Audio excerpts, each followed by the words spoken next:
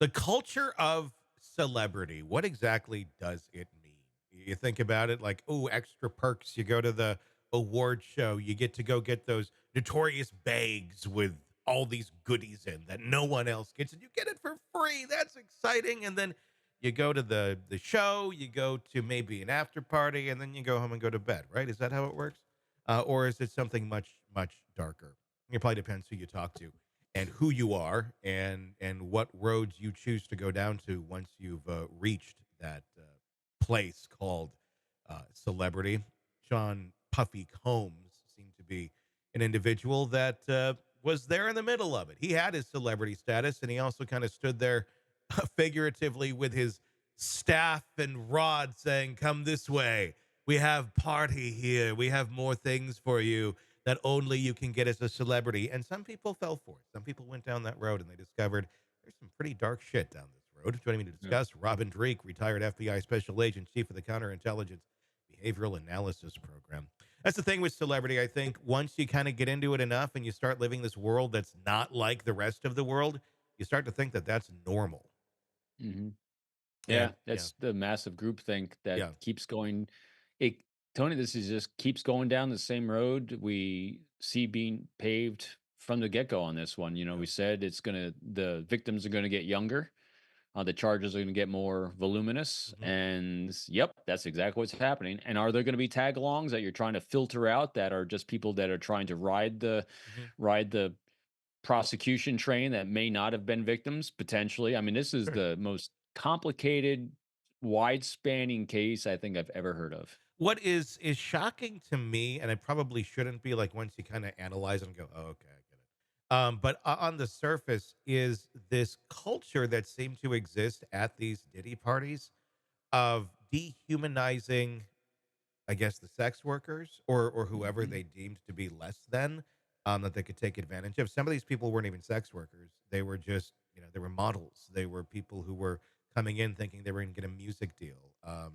Not there for the sex or hired for it or trafficked for it. They were just there. Some were the assistants of others as well. One of the accusations that's come out this week from Tony Busby and one of his clients, it's a Jane Doe accusation. Claims she was 13 years old at the time. This was in Yep. the year 2000 after the VMA Music Awards. The claim is that she was at Diddy's place for an after party. Diddy came into the room that she was in, and so did a male celebrity and a female celebrity. The accusation goes that she was sexually violated by both Diddy and the male celebrity while the female watched. Um, this is, I mean, that speaks to a culture where like this is normal. Nobody's shocked by this. The woman didn't go like, "Oh my God, what are you doing?" Or try to stop or run away. I mean, you could look at that and go, "Was that a culture of fear? She was fearful and didn't say anything that way, or was it more so she's used to this? She's used to seeing her significant other go and rape somebody in front of her, and it's like part of the life. It's so bizarre. So remember, we've talked about this before, and it's going to be the continued theme of everything he does and Mhm. everyone around in a circle does. He's all about power and control. Everything we see coming out is going to be an act of power and control. Mhm. And literally, so let's take that step back. The life of a celebrity, and these celebrity parties and what they're doing to other people. This is not about sex. It's not about anything except power and control. So when we look at many, not all, there's a few celebrities today. What are they trying to do? These people, some of them have barely any education, any background in anything in life except what they do, their art and their craft, and yet they're trying to have power and control over what people say and vote on. Mhm. Yeah. Power and control. This is again, it's easy for people to get drunk on power Yeah. because what's going on in the brain is the dopamine's flowing, the oxytocin, endorphins, all the pleasure centers are firing in the brain for numerous things we do in life: sex, drugs, rock and roll, chocolate, good healthy relationships, and power and control. Yeah. It's funny Because it chocolate's allows us in to. there.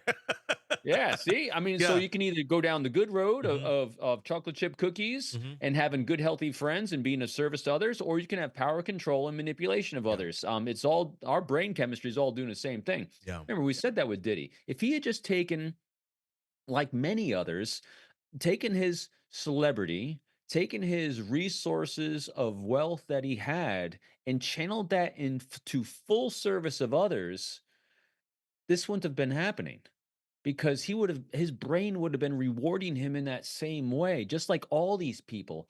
But that takes work. Mhm. It takes work to be of service to others. And a lot of times people don't have patience to put in work to be in service of others. It's a lot easier to go down the road of power and control because it's quick fix, quick fix, quick Yeah. fix. And I think that's what it was. A quick fix, and also if you're in service of simply yourself, you're getting all of the glory. I mean the quick things. You're not getting the long-term benefits of seeing someone else thrive and helping them along, but they don't even know that because they don't usually go down those roads. It's Yeah. just me, me, me, me, me. What can I get to fill that those endorphins at that moment in time? There's another piece of the case that came out this last week, another one from Tony Busby. This one is involving a business owner that allegedly someone who helped a lot of celebrities get jewelry and things of that nature for appearances and such. Very prominent individual. The name is not listed here. One could speculate, but this was at a Ciroc vodka promotional party. Claims that Diddy took him to a room, exposed himself to him, thinking something was going to happen, and it took an A-list sports star who allegedly came in, broke it up, and said, "Hey, just get out of here. This is not okay," and prevented an assault from taking place. That's an interesting angle that we're starting to see. I'm wondering how many other accounts like that we're going to see of other stars, celebrities, or whoever, people with power that were at these Diddy parties that maybe were surprised by some of the behavior that happened after a certain hour and were like, what the fuck? And did kind of do their thing of like stepping in, but then getting the hell out of there. Because we have heard a lot of people who are like, yeah, at 10 o'clock or whatever, 12 o'clock, I'm out of the Diddy party. It's not for me. They just kind of start to see, okay, things are changing, time to go home. Maybe never truly getting a big grasp of what in totality actually goes down at those parties.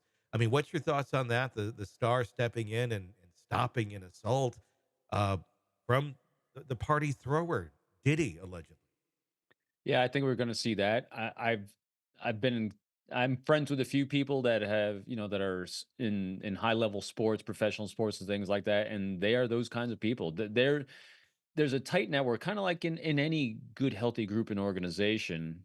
There are good people that are going to watch out for you that already have reps on things to avoid. I remember, believe it or not, when I was in New York, many, many years ago on my first tour in New York City, we had a thing called the Goodwill Games, kind of like the Olympics, but kind of more domestic. And so we had the Goodwill Games, and I'm doing helping out security at the Waldorf Astoria Hotel in Manhattan, and this is where a lot of the athletes are staying. CNN, Ted Turner was kind of organizing this thing, and I'm here walking in the lobby, and in walks Shaq, Mhm. and Shaq's got his entourage with him, and so and he actually called over me and a couple of the other FBI guys and a couple of NYPD guys and said, "Hey, just me, just to help, be a buffer for me if you would." And I was like, "Yeah, sure." And I remember a few people walked up to him and females and wanted to take some pictures with him, and he goes, "No, no, no, no, no pictures, no pictures." And it's like, and I remember when they had walked away, but he's extremely friendly, extremely gracious, a very nice guy to be around. And I said to him, I said, "Hey, Shaq," I said, "Why no pictures?" He goes, "Oh, that'll go sideways really quick. People are going to use that against me, and people can do nefarious things. And so I have a rule of my code of conduct." And I've Mhm. seen that with other people in those positions as well. They're staying as good and healthy as they can. And then what I saw him also doing was he had another celebrity with him, um, big athlete, and people wanted to take pictures with him, and he goes, "No, no, no, no," and he was the one pulling him out, saving him from those Mhm. situations. So you do have people like that are doing those things, and so it's important for it's not where it's not hard to imagine that this is what's also happening at these parties because Yeah. what was happening, I think, is you at a certain hour the filter would start happening, and Mhm.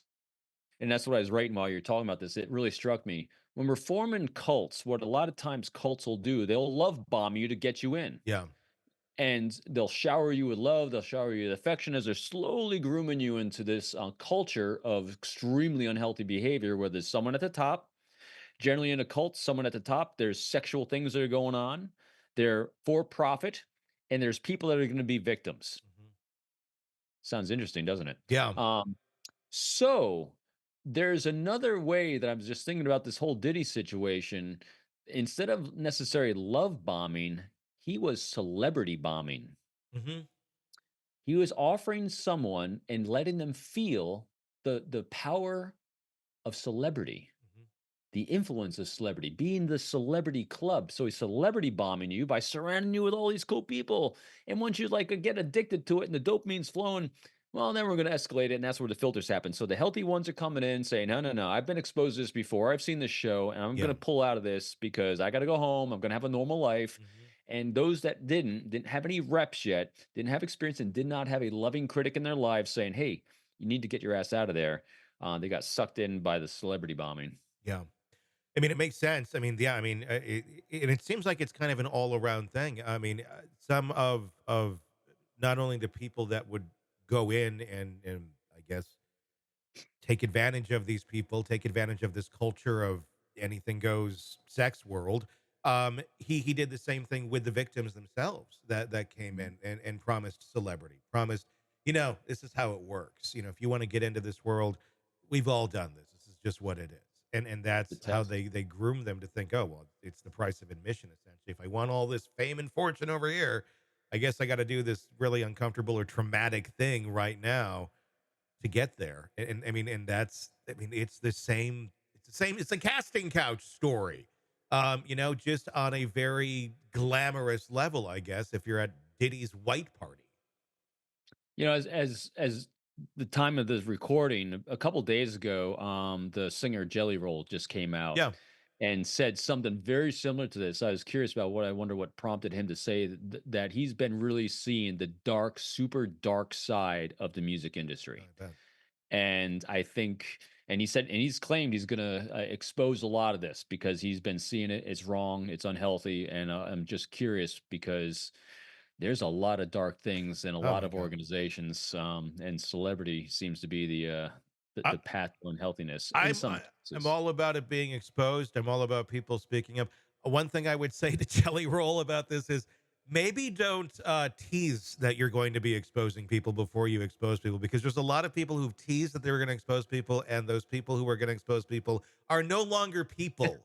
They're no Yeah. longer here to do such things. So I love it. Great. Expose away if that's what you're going to do. But I guess surprise people with it. Don't tell everybody you're going to do this, Yeah, good advice on that one. because it hasn't worked out so well for others who've had that same mission when it's been found out. Yeah, no But kidding. yeah, I think we're going to find out a lot more in the coming weeks of Diddy. It's not going to end. It's just going No, and going. it's not. Hey, thanks for checking out the video. Be sure to follow us wherever you download podcasts, and especially Apple Podcasts, where you can get advanced episode and premium content on our premium channel right there. Also, be sure to follow us on social media so you don't miss any breaking updates on the stories that matter to you most. We're on TikTok, X, Instagram, Facebook. Just search Hidden Killers Podcast with Tony Bruschi, and you'll find us right there. Again, thanks for watching.